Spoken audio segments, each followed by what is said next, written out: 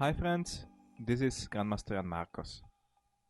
We at ChessFriends.com strongly believe that visitors of our page should get the best.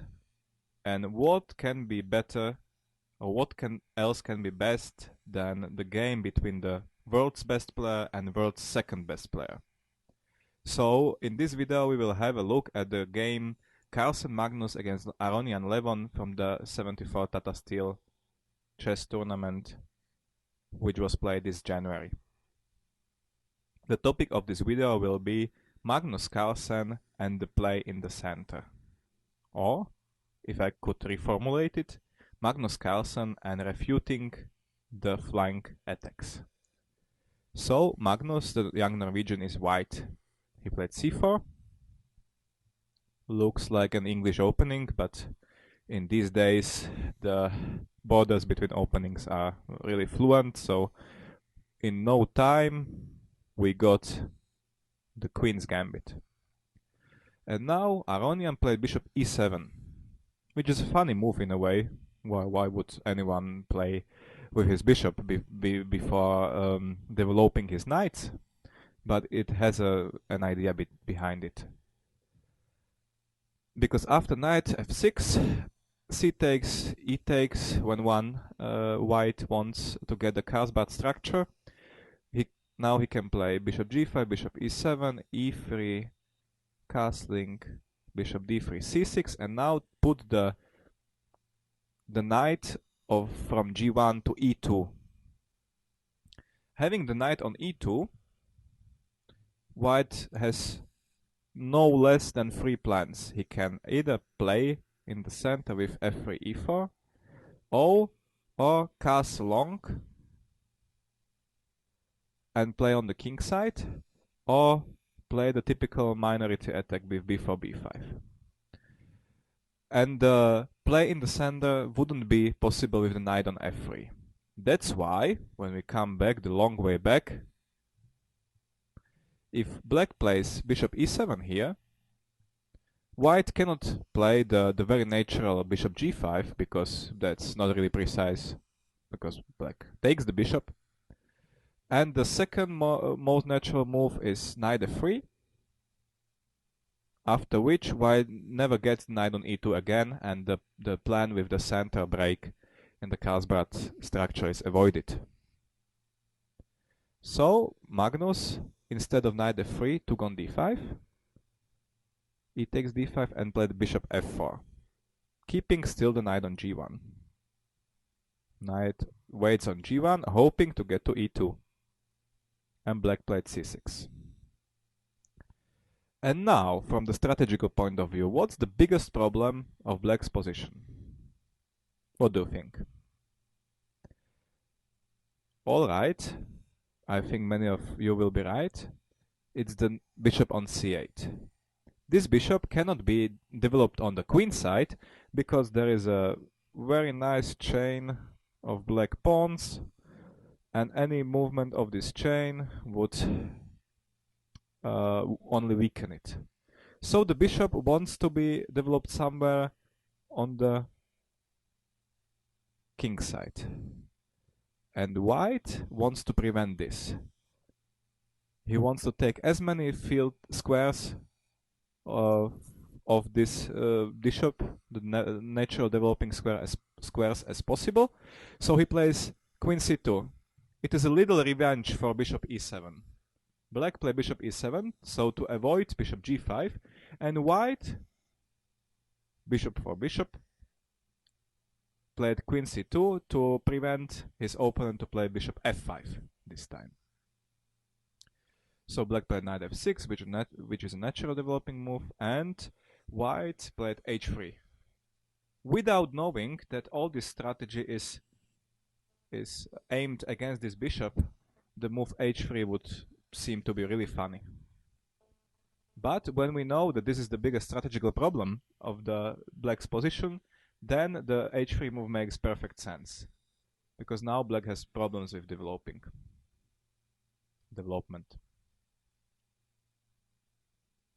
And how to solve it? Black played g6. g6 with the idea of bishop f5. So we fight for this square. We fight for the f5 square. So white played e3, bishop f5, and queen d2. Queen d2. Bishop d3 would be a small mistake, because after exchanging the bishops, the biggest problem of black's position is has gone, and the position is a bit simplified, and black shouldn't have bigger problems with equalization. Therefore, white wants to keep the black's white squared bishop still on the board, because sometimes he can play even g2, g4 and get some tempo on this bishop. And now Levon Aronian played a very dubious move. He played h5. So this is the first move on flanks. We will concentrate on these flank moves and of black and the central answers of white in this game. So black played h5, so to give his f5 bishop at least some hint of stability. And now there's a nice example to understand how everything in chess is interconnected. White played against the c8 bishop. He took him natural developing square on g4. He took him natural developing square on f5. Black fought for this square, but in order to stabilize his bishop on f5, he had to play two flank moves. He played g7, g6, and he also played h7, h5. So he, in a very massive way, weakened his king side. So the problems with the bishops led to the problems with the queen side, with the king side, sorry. Everything in chess is interconnected. And now Magnus Carlsen played a very smart move. He played bishop d3. And this looks like loss of a tempo, because he could have played bishop d3 move before. But in fact, it's a very smart move, because after this exchange, the position is a bit similar to what we were looking at move before, but there is a big difference that this pawn is already on h5, which makes the short castling for black very, very questionable. Because with such a weakened king side, the king will never be entirely safe. However, this also is true for castling long, because we have a very strong bishop here who cuts, who sees the entire diagonal h2 by b8, and also the position could be opened in a classical minority way. So black's king has a big problem in this position, honestly, and mostly because of the move h7, h5. Okay, so black played knight bd7, at least still trying not to show his cards very quickly. It's not entirely sure where his king will end. And white played knight d2. So the knight is awarded for his patience and really got to e2 instead to f3, and the plan with f3, e4 is still in play. Well, let us see what happened next. Black played a5. Well, h5 was a funny move. a5 is an even more funny move. Because what is the purpose of this move? What do you think? If the white king was on the queen side somewhere on c1, the move a7, a5 would be an attacking move. But the king is on e1 and will probably castle long, so there is no target on the queen side. So the a5 move must be a defensive move. And what is the move defending against? Probably against the b4, b5 minority plan, yes? But this plan actually is not so dangerous because with the white squared bishops off the board, after move b4, the c4 square would be extremely weak. So had white played b2 b4, the black knight would very quickly jump on c4, creating enough counterplay for black on the queen side. Therefore, the a7 a5 move does not attack and does not even defend against a real threat. So we should sum it up with all the respect to Levon Aronian that it's simply a waste of time and weakening of black's position. White castled, it's no surprise, and black castled as well. So, and you can see the second player of the world having a5 and h5 after 12 moves, which is not only loss of time but also big weakening of the position. So black did quite a lot of wrong things on flanks. How should we react? Magnus Carlsen reacts very logically and in accordance with all the strategic rules. He answers with the counterplay in the center. He plays f3, preparing e4. And now black has got a problem. Normally in a Carlsbad structure, black has got several good answers against f3. One of the most important is the c6 c5 counterattack. But now, because of the weak square on b5, this wouldn't be very effective. So you can see how the move a7 a5 influences the entire counterplay of black.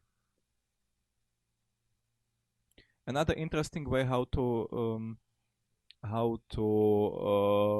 deal with the e4, e3, e4, e5 attack is to wait until e5, then jump back with the knight and then play f7, f5 and trying to stabilize the position. But with the h5 already played, this would weaken the king's position even more. So this is also not very possible. So because of these funny flank moves, black has really problems how to normally react to white's expansion in the center. And as he cannot play normally, he played another abnormal or funny move. He played b7, b5, which is also a move we would expect with white king somewhere on c1 or b1. Here with the king on g1, it seems that the move simply only weakens the c file. But we can understand Aronian, he wanted to get as much counterplay as possible. Okay, white played e4. So he got the central break. D takes, f takes. I'm not entirely sure if it's good to exchange on e4, but at least the position will get more open and more tactics will be possible. So there's like more places to go wrong for white. Maybe this is how Aronian was thinking about the position. Now he played knight c5, which works of course because the queen on d3 is not protected. So white went away and played knight d6. Black played knight d6. And now the play of the best player in the world will create a very strong impression, or at least created a very strong impression on myself. Because many players in such position would try to attack as quickly as possible and try to get the advantage of the point home as soon as possible, to convert the advantage. But Magnus Carlsen is not such a player. He is a very patient and solid positional player, and he knows that there is no hurry. Black has absolutely no counterplay. White has fantastic central pawn duo, which covers the entire center. Therefore, black has absolutely no counterplay, and white has every time on earth to get all he wishes. That's why white played knight bishop e3. In some other commentaries, the grandmasters commenting this, annotating this game, suggested rook ad1 as a quicker and better option, more natural option. But I like bishop e3 more because it keeps more pieces on the board. There's no reason to give a bishop, and we have every time on earth to get to rook ad1 anyway. So black played b4.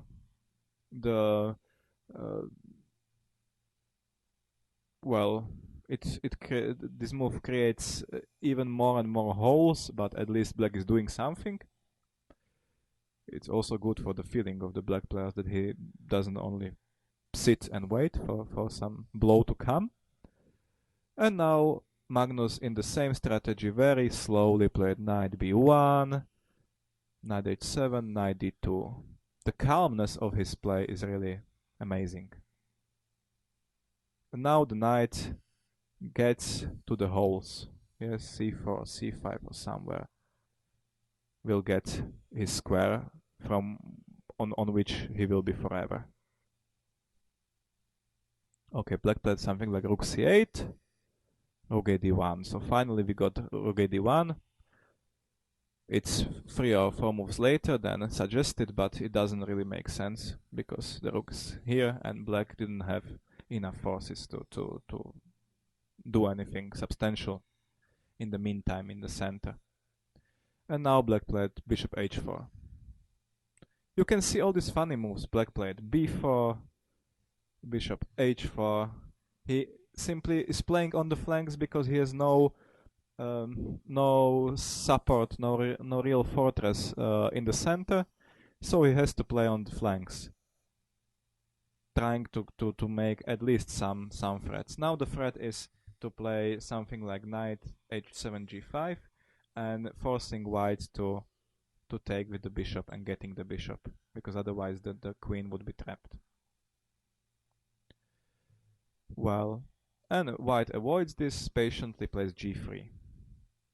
With strong players, such a move like g2, g3, which is in a way a weakening of the position of the king, will come only as an answer on some threat. At this moment it was this knight g5 threat. Usually strong players never do these moves voluntarily. They always have to be forced to this.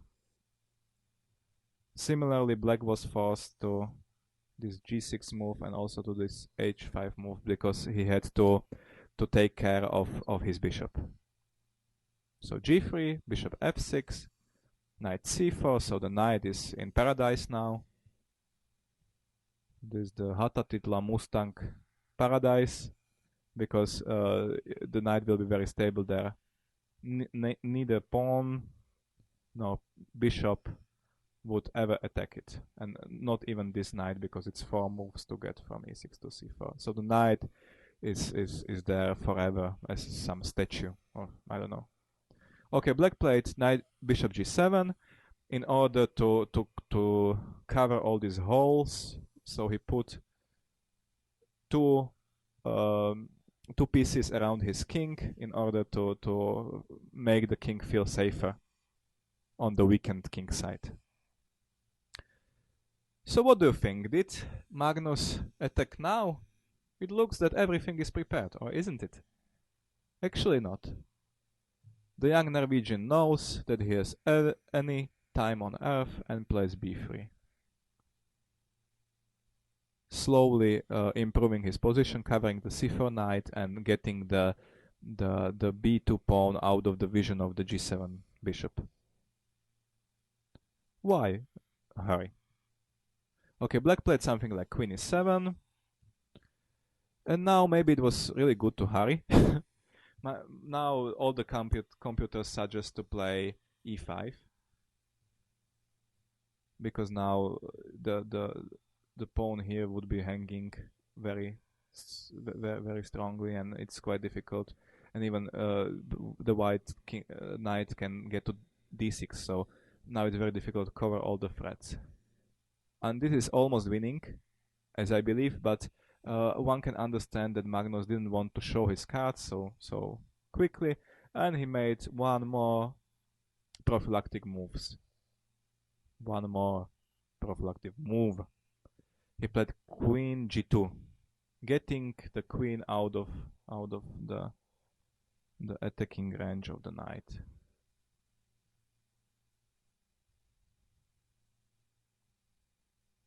And now, at this point, I think Levon Aronian was already really annoyed. He's a player who needs active play, who needs counterplay, who needs some tactics on the board, and he didn't get any of these.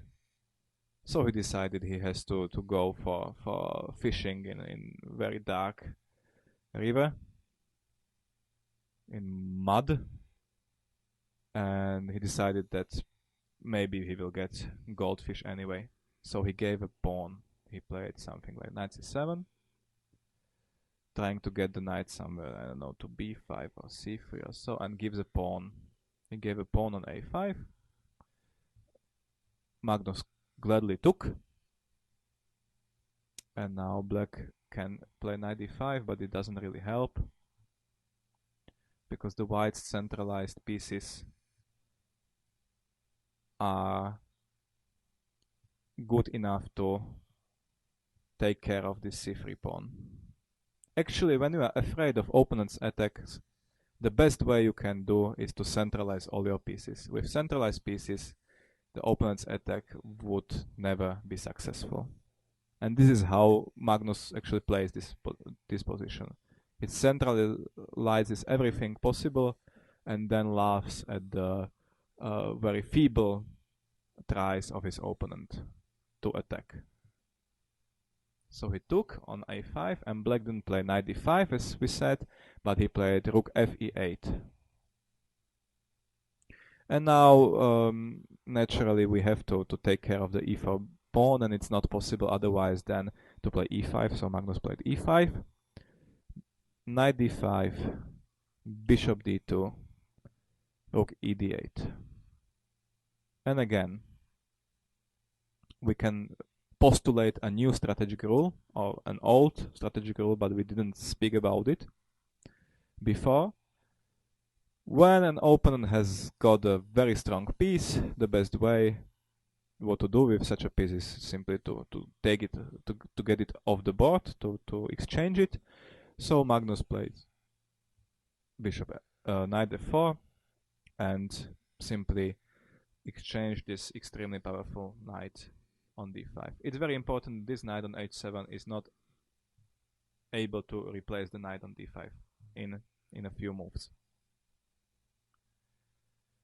So knight f4, very easy play, and now queen a7 happened, which is a mistake.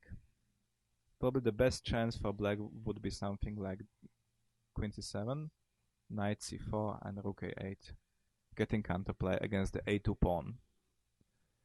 After queen c7, white can also take on d5, d5, c takes d5 and now take on b4, but now black has a very strong queen b6, attacking both the b4 bishop and the e5 pawn, because here is a strong bind. So now white plays something like queen d2, and after bishop e5, black is pawned down, but his pieces are very close to white's king, like compared to these pieces. So this position is absolutely it's not clear if white is even better here. But Magnus is careful enough not to get into such a mess, I would say. So let's just return after knight f4, and now black played queen a7, and probably overlooking knight takes c6 and easy tactics. Rook takes c6, knight takes d5. So white now took the second pawn, and moreover got his knight to this very powerful square, where in no time ago was standing the black knight, but now it's white's, and this changes a lot actually.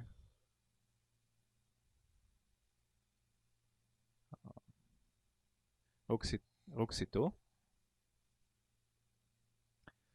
Maybe some taking on e5 was also possible, but actually with some knight e7, queen takes e7, queen takes c6, it's white gets enough advantage and some attack. We cannot see any attack against this guy here on g1, so white is winning. Therefore black played simply rook c2, trying to get as much possible counterplay as possible for his material deficit of 2 pawns. White played king h1. Now taking after taking on d4 with the queen, white goes somewhere with the bishop because black doesn't have the check on g2. So king h1, bishop f8 was played, covering b4, and now white played nice tactical move, e6. What happens after f takes e6? After f takes e6, white plays queen e4, attacking both the c2 and the g6, and also e6 actually. But what's important, this is all tactics, and well, it might be interesting, but the strategical aspects are more interesting for me and maybe also for you. What's important? The important fact is that black played very early h7, h5, and now he pays for it because the g6 pawn is hanging. Normally with the pawn on h7, this wouldn't be possible. So please, with every pawn move, please keep in mind that you have this pawn there forever. Any weakness you create, you will suffer with it for the entire game. Please be very, very careful with pawn moves. So that's the message which I think Levon Aronian would sign after this game, and it's good to bear in mind. So e6 was played, and as f takes e6 is losing, black played queen a8, at least creating some threads along this diagonal. Oh, it's a long diagonal, along this longest diagonal. Okay, and now white has 2 very good moves, e7 or e takes f7. It's very interesting to understand how Magnus made his decision, because all computer programs would tell you e7 is much better than e takes f. After e7, rook takes d5, e8, what a pawn, running to the back rank. Queen takes e8, queen takes d5, white is an exchange up for not enough compensation. White's got actually exchange and a pawn. But the queens are still in the game, and this king is quite weak. And with the rook on the second rank, with the knight quite close to the king, with the queen being able to attack the king via this diagonal or somewhere here, this could be a bit dangerous for white. It's the move 36, only 4 moves to get to the second time control, so maybe Magnus didn't have too much time, and this is a little bit risky. So he preferred not to play like this, but he preferred to take on f7. Because after e takes f7, king h8, knight f4, black is forced to exchange queens, which makes the path to white's victory much safer than playing next 20 moves with queens on the board. So black took on g2, otherwise the g6 is falling, and now white took with the king. This is a mistake perhaps, because the paradoxical knight takes g2, rook takes d4, bishop c3 is very convincing and nice. Now the d4 rook falls. It's nailed down as some fly, and it will fall. So after bishop takes, knight takes g2, black has to take somewhere on a2, and after knight f4, white is winning easily. Anyway, at least we have a proof that Carlsen is also a human being. He took on g2 with the king, and after rook d4, he has got the small problems how to unbind this guy, which he will solve in a very, very elegant way, as you will see. So he played rook f2, that's a must, and after rook d6, which is also a must because here the g6 pawn was hanging. And now white played a very, very funny move, bishop c1. Now black can take the rook, which he did anyway, so he took on f2, king takes f2, rook takes d1, but now the bishop ends his transfer to the long diagonal, and black has to give back at least the knight, because this bishop g7, knight g6 is a very lovely mate. So knight f6 must be played, and white of course took the knight on f6, king h7, and he is an exchange down, but this strong pawn on f7 secures him another piece. So white played something like knight e6, bishop d6, and now after f8 queen, or yes, f8 queen or rook, black has to retake on f8, and white will be left with two pieces against the rook. But still, Magnus Carlsen is a very calm guy, and he can play f8, but he decided not to play it so quickly. He improved the position of his bishop first, bishop e5.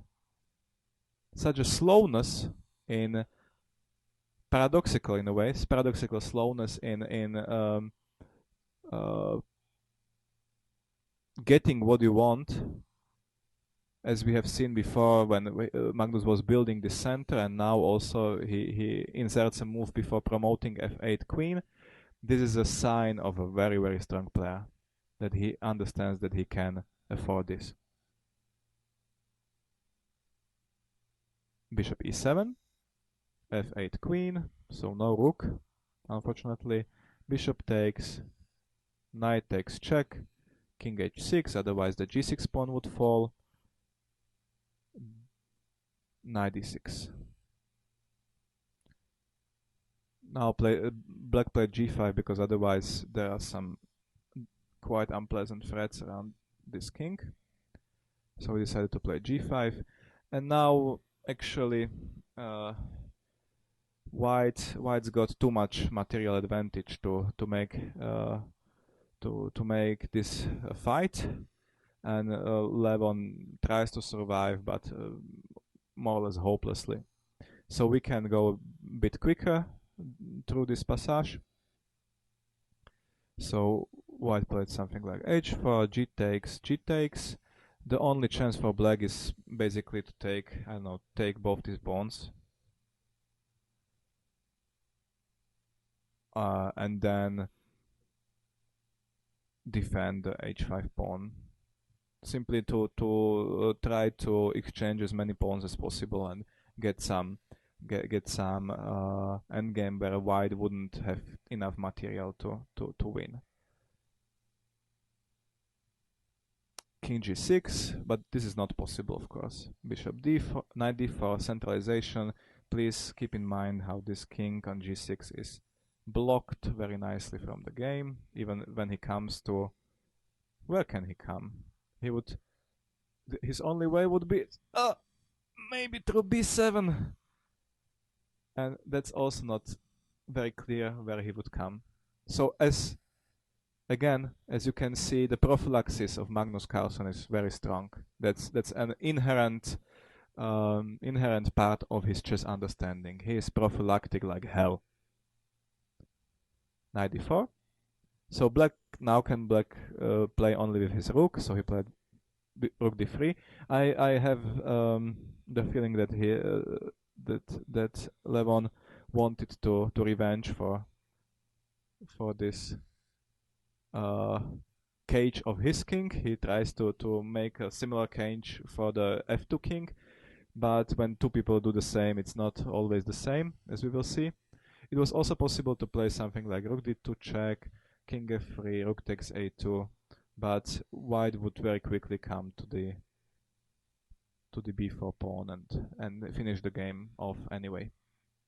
So rook d3, and now long knight c6, so taking on b4, check, taking on a2, take, oh, bishop d6, sorry, bishop d6, rook a1, king d4, very nice move. White understands that he can even give up this pawn and that he will come first with this guy. Not yet.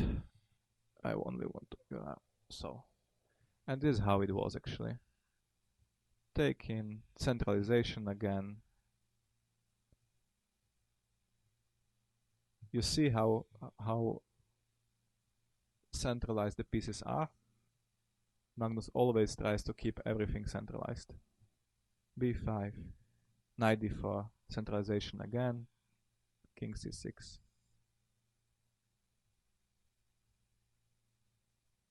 Nice triangle of the king.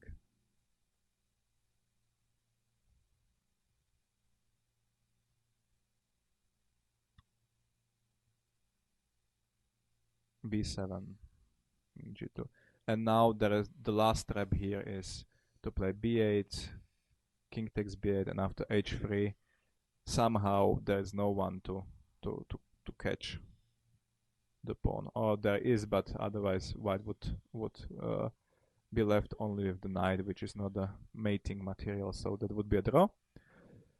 But after king g2, Magnus played knight f5, getting the knight closer to the running pawn, and this decides the matter immediately. After h3, knight a4 check, the black king, I don't know, king g1, b8, take, h2, now we have knight f3 check. And this, not every player can win this position, but people around Magnus Carlsen and himself, he would probably manage. So Levon Aronian gave up actually immediately after this check, knight h4. So we have seen a very nice game, which can improve or support our faith that positional aspects still matter in chess. That when you understand how you can use the flank, the dubious flank play of your opponent, you can very simply win even with a very, very strong player, because strategy works. Thanks for following us, and we hope to see you again in some next video. Bye bye!